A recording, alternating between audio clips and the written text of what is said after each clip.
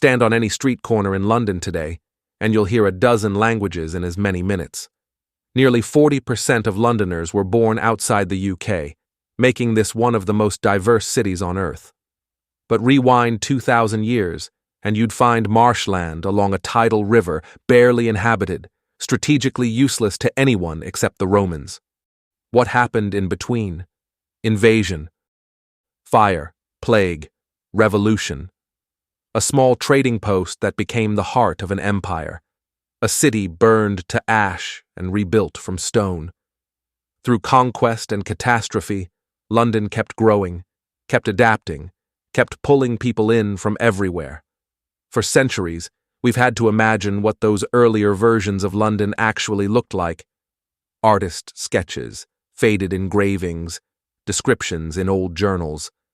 But now, using AI trained on historical imagery, we can take those original drawings and paintings and see them as they might have appeared in real life. The cobblestones, the crowds, the smoke rising from medieval chimneys. You're about to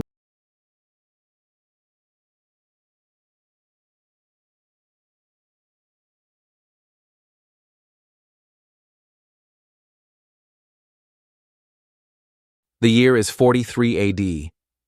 4 Roman legions land on the coast of Kent, pushing inland to the Thames. Here, at the river's lowest crossing, they build a bridge and a gateway to the empire. Within a decade, Londinium is a heartbeat of the world, bustling with soldiers from Syria, merchants from Gaul, and traders from North Africa. Even after Queen Boudica burned it to ash, the Romans rebuilt, stronger and grander. They raised massive stone walls that would stand for 2 millennia. Londinium wasn't just an outpost anymore. With its forums, amphitheaters, and 60,000 citizens, it was the jewel of Britannia. But by 410 AD, the world begins to tilt. Rome is crumbling, and Britain is too far to save. Emperor Honorius sends a final, chilling message: look to your own defenses. The legions through the cracks of once magnificent mosaics. A lone squatter sits among the falling columns, the last witness to a dying age. As the camera pulls back, he becomes a tiny speck in the ruins of greatness. Londinium falls silent, but the Thames keeps flowing, waiting for a new people to imagine a new city upon these bones.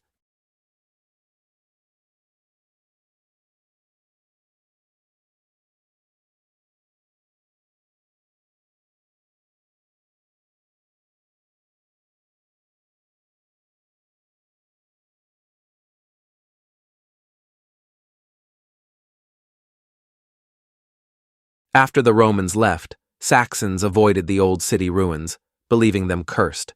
Instead, in the 6th and 70s, they built a thriving trading town called Lundenwich, modern Covent Garden, a mile to the west, which grew to 8,000 people. However, repeated Viking attacks in the 9th century devastated the settlement. In 886, King Alfred the Great moved the population back inside the safety of the ancient Roman walls, renaming it Lundenburg, London Fortress. The abandoned Lundenwich became known as Eldwick, surviving today as Aldwych. After changing hands between Saxons and Danes, King Edward the Confessor built Westminster Abbey in 1042. This decision forever separated London, the commercial centre, from Westminster, the seat of power.